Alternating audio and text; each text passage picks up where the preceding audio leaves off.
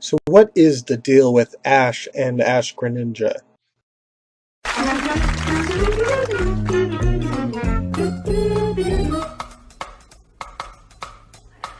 Pokemon! Pokemon! Pokemon!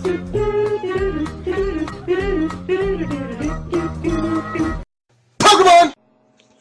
Hello everyone, I'm Dustin Benzel and welcome to another Pokemon XY&Z anime discussion. This is another video to make up for the fact that I will not be able to post the Terminus Cave review episode. And this is the other second part of the important thing that happened within the Terminus Cave. Unfortunately, that means my little note of Noibat using moves is going to have to be completely ignored. Sorry about that, but great that Noibat used anything. So, Ash and Greninja are, of course, the subject of a lot of discussion going on with the current XY&Z anime series, of course, not counting other evolutions, captures, league matches, character ships. So basically, what is going on with Ash and Greninja?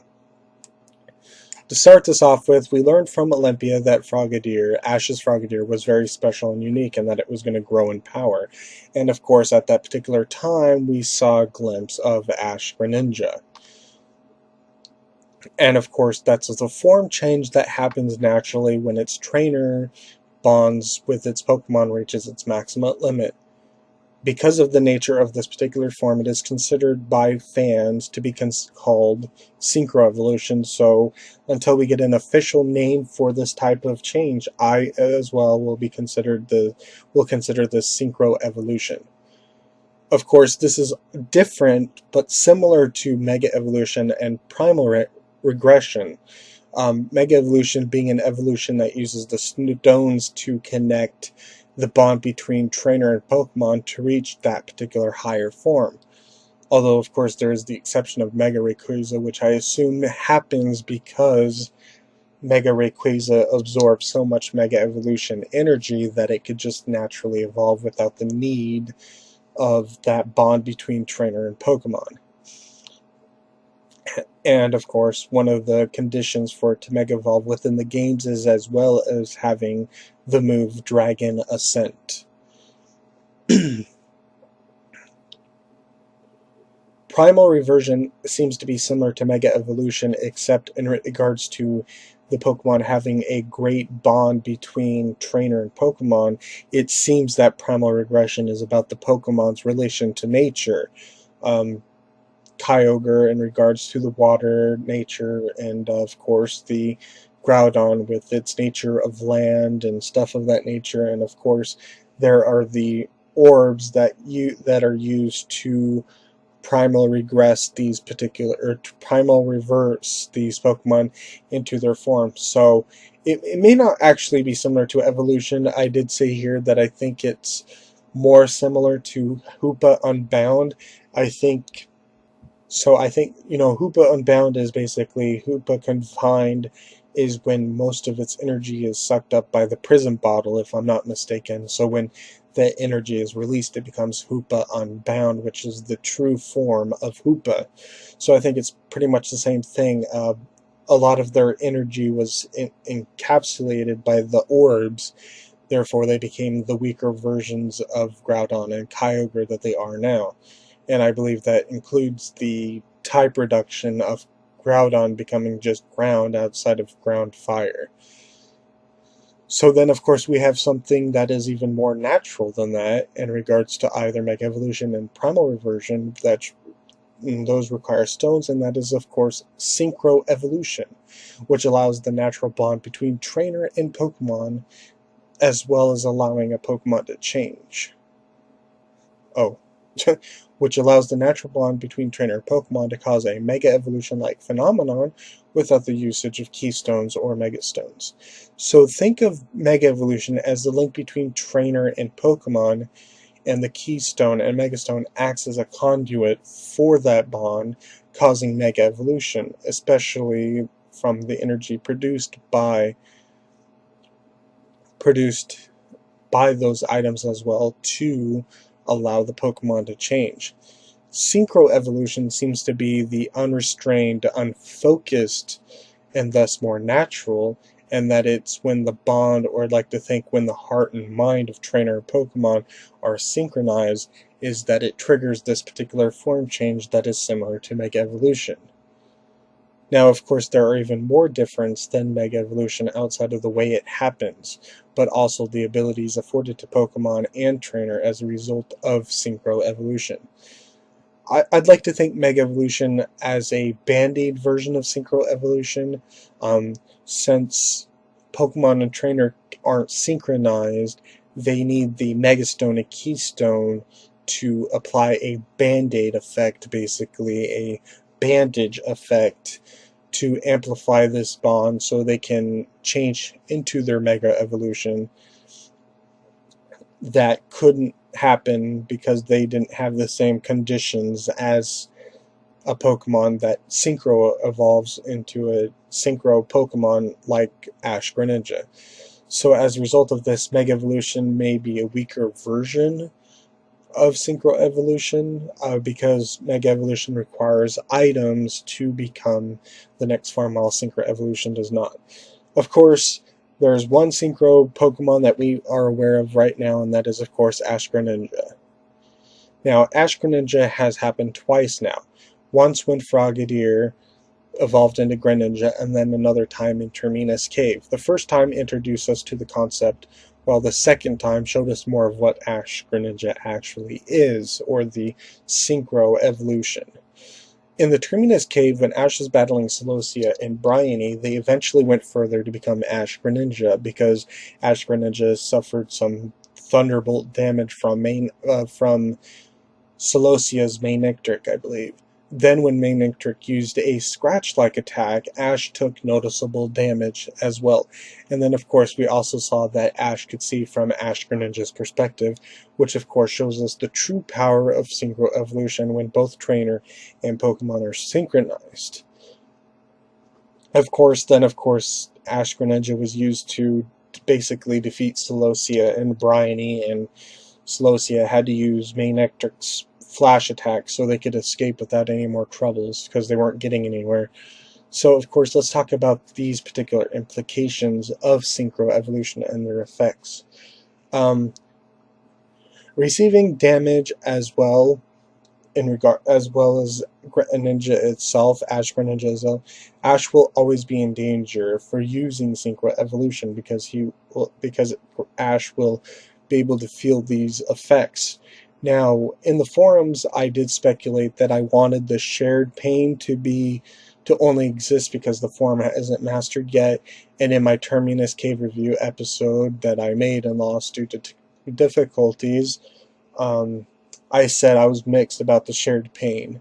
But as of now, I've ultimately decided that even though I don't want it to be a permanent feature of Synchro Evolution, a nasty side effect, I'm not going to be bothered by it if it is permanent. It will be what it is. At the very least, it does have implications for the future of Ash and Greninja and what's going to happen with that. Now, in the opening, we saw Ash being upset while reminiscing on battling Sawyer and Alon, which is going to happen relatively soon.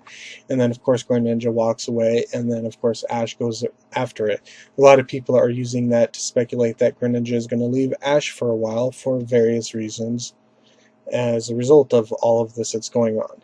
Now, there are, of course, three theories that I have in regards to why Greninja would leave. My least favorite theory, and I've already discussed this before in other videos, is that Greninja deems Ash to be too weak of a trainer and wants to be with someone better, who's stronger and stuff. And I've said before, the problem I have with this theory is it doesn't fit Froakie, Frogadier, and Greninja. This isn't a Pokemon that would deem a trainer too weak, but rather unworthy. However, because of what Olympia said, Greninja has already deemed Ash worthy. Suddenly deeming Ash unworthy would be an insult to the bond that they've created, which allowed Greninja to become Ash Greninja in the first place.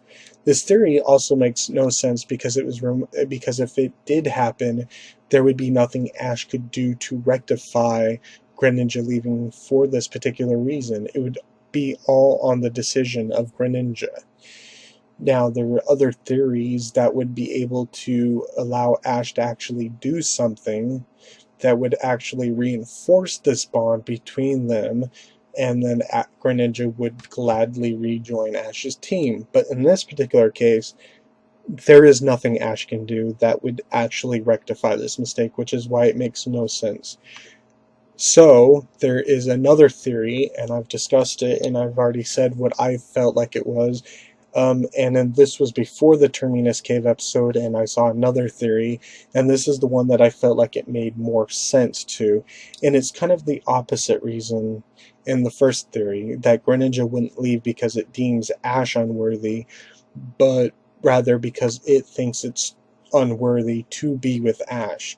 It makes more sense at this point that Greninja would doubt itself as being a Pokemon for Ash, rather than doubting Ash as a trainer. This fits Greninja's character, since it chose Ash because of the bond Ash offered, which Olympia called love, and it's something that no other trainer could offer.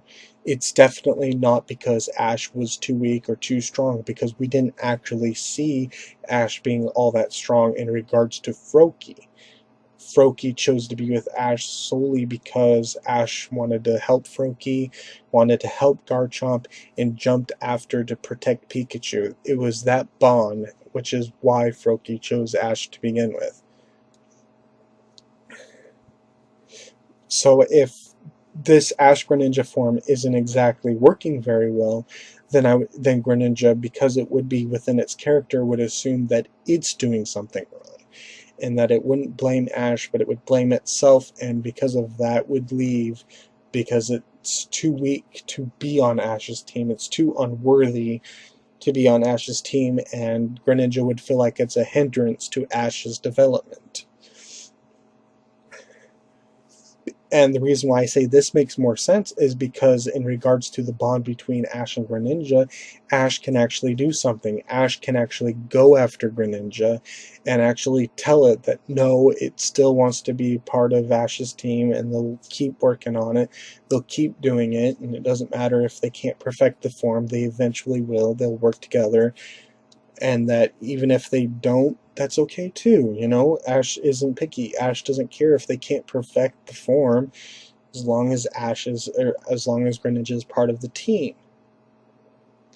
So this particular theory would make sense for why Ash and Greninja would have a greater bond, and it would be the best way to show. And this method makes sense. The only way that the first theory could ever happen is if Ash showed Greninja why it chose Ash to begin with, which kind of seems too petty and bitter in my taste for it to actually work. So I think this theory, the second theory, makes a lot more sense than the theory that Ash or Greninja thinks Ash isn't worthy enough of a trainer, because that really doesn't make any sense, because it was primarily because of Ash that Greninja became Ash Greninja to begin with. So if there's any difficulty, Greninja should think of it as itself. However, because of a Terminus Cave episode and seeing comments about it and stuff, there is a new theory that could combine, that could take elements from both theories, but it also adds another layer of the theory in regards to the shared pain. And I feel like this one is the one that makes the most sense, and is probably the one that will probably most likely happen if Greninja does leave Ash. And I'd like to thank whoever thought of it or brought it up, but I don't know where I remembered reading this out, so props to whoever was the first one to think of this, I guess. So if Greninja would leave, I think it would make the most sense if it just didn't want Ash to get hurt because of this form. I expect either Ash to beat Sceptile with Ash Greninja, or the battle's incomplete because of Alon or Team Rocket.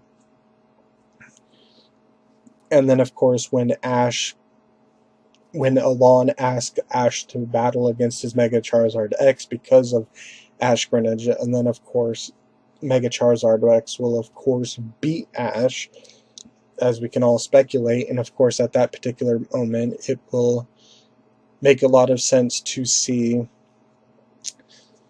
that Ash will actually suffer major damage as a result of this particular battle against Alon. Ash will take so much damage that he'll either be knocked out, and then Greninja will return back into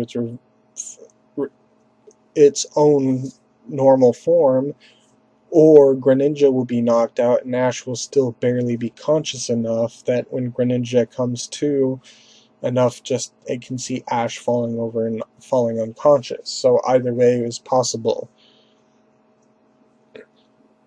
So of course at that particular point they'll know what Synchro Evolution's big nasty side effect is, and that's that Ash and Greninja are synchronized and they will feel each other's pain and stuff of that nature. So then I think it would make sense that Ash then would become depressed that it wasn't strong enough, that he himself wasn't strong enough to endure Greninja's pain, and will probably think that he's not worthy enough of a trainer. However, I think it'll be reversed for Greninja. Greninja won't think that Ash is too weak to handle the form. I think that Greninja will come to the conclusion that it doesn't want Ash to get hurt.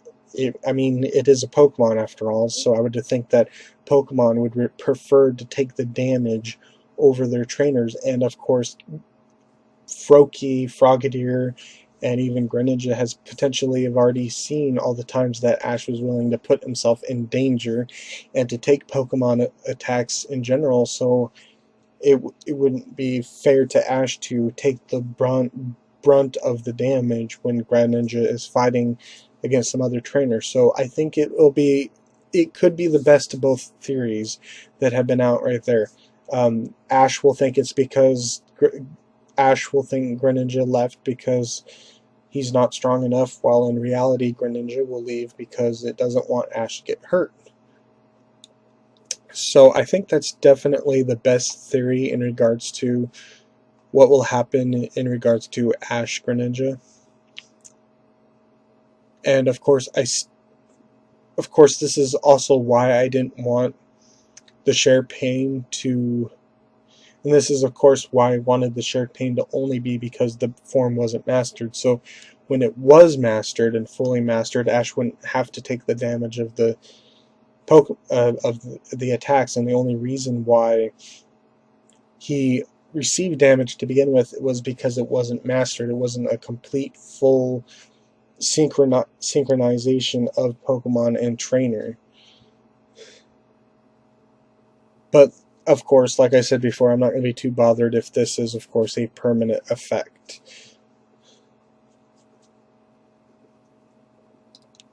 So I guess we'll just have to wait and see what will happen in regards to Ash and Greninja.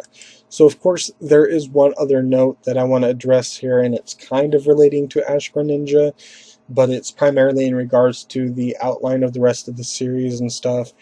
And of course that's the concept that a lot of people want this to be Ash's last series. They say because of Ash Greninja, because of Serena, that they might as well have Ash end on a high note rather than have Ash regress to being the next trainer.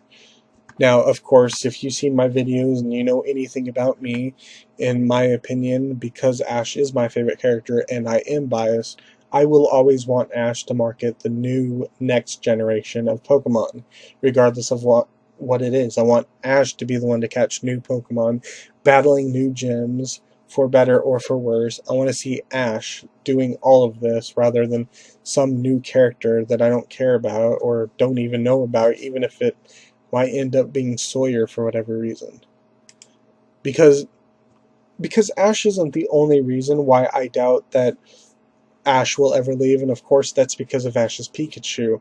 Pikachu being the mascot of Pokemon and being the most notable Pokemon, having Ash's Pikachu being replaced by another Pikachu just so the series can move on away from Ash even if it was also voiced by Aiku Otani, really doesn't make any sense to me.